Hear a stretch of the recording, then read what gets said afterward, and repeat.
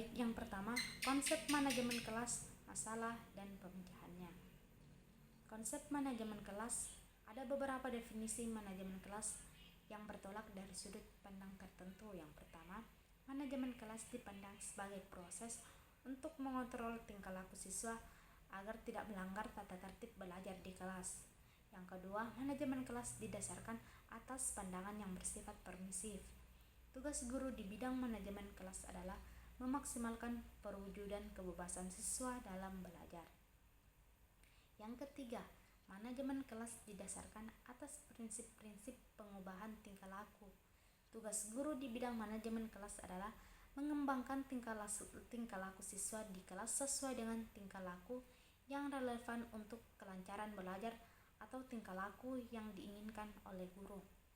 Yang keempat, manajemen kelas dipandang sebagai proses penciptaan iklim sosio-emosional yang positif. Dan yang kelima, manajemen tindakan kelas bertolak dari pandangan bahwa kelas merupakan sistem sosial. Jadi, dapat disimpulkan dari beberapa definisi tersebut bahwa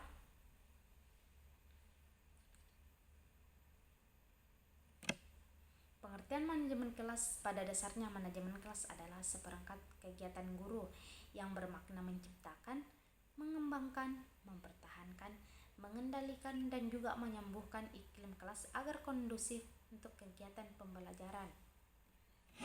Adapun ruang lingkup dari manajemen kelas adalah meliputi kegiatan guru di kelas dalam melaksanakan pembinaan iklim kelas dari segi proses kegiatan perencanaan, pelaksanaan, penilaian, dan monitoring.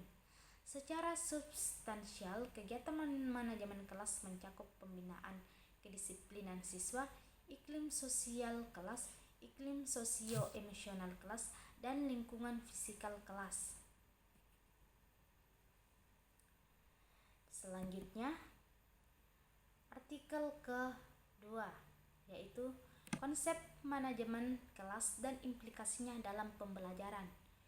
Pendidikan guru di Indonesia, pendekatan PGBK atau pendidikan guru berdasarkan kompetensi Departemen Pendidikan dan Kebudayaan tahun 1980 merumuskan 10 kemampuan yang harus dimiliki oleh seorang guru, yaitu yang pertama, menguasai bahan ajaran, yang kedua, mampu mengelola proses belajar dan mengajar, yang ketiga, mampu mengelola kelas, yang keempat, mampu menggunakan media sumber belajar, yang kelima, menguasai landasan pendidikan, yang keenam, mampu mengelola interaksi belajar mengajar, yang ketujuh, mampu menilai prestasi siswa,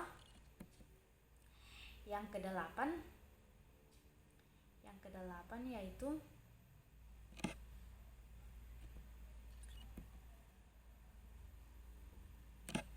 mampu melaksanakan program bimbingan dan penyuluhan, kesembilan, mengenal dan melaksanakan administrasi pengajaran, dan yang kesepuluh, memahami prinsip-prinsip dan menafsirkan hasil penelitian pendidikan. Adapun manajemen kelas dalam pembelajaran, yang pertama, pengertian pembelajaran.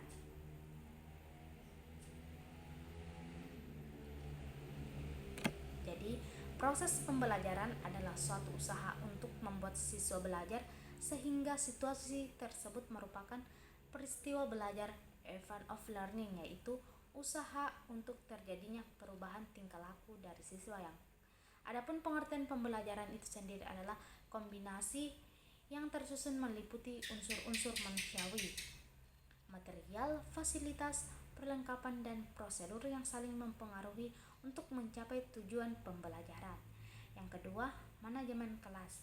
Manajemen kelas perlunya kemampuan mengelola kelas yang dimiliki oleh seorang guru karena pembelajaran adalah proses membantu siswa belajar yang ditandai dengan perubahan perilaku baik dalam aspek kognitif maupun psikomotorik. Sunayo dan Nyoman tahun 1996.